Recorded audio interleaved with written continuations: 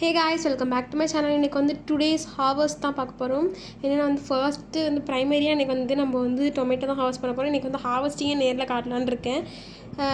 ஏன்னா எனக்கு வந்து இது ரொம்ப பிடிக்கும். பட் வீடியோட காலில் அதனால நான் வந்து இதுமாரி ஹார்வெஸ்ட் பண்ணுறதை காட்ட முடியல.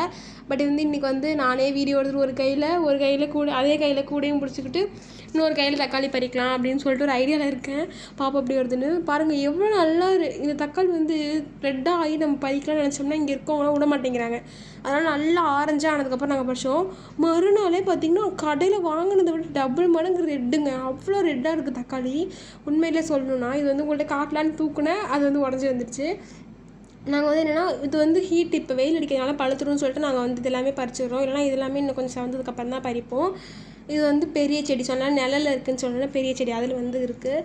இது வந்து 6 பழங்கிட்ட இருக்குதுன்னு நினைக்கிறேன். 6 5 இருக்குது. இது வந்து 1/4 கிலோவுக்கு மேலே இருக்குது இது மட்டுமே. தேங்க்ஸ் ஃபார் வாட்சிங். பாய்.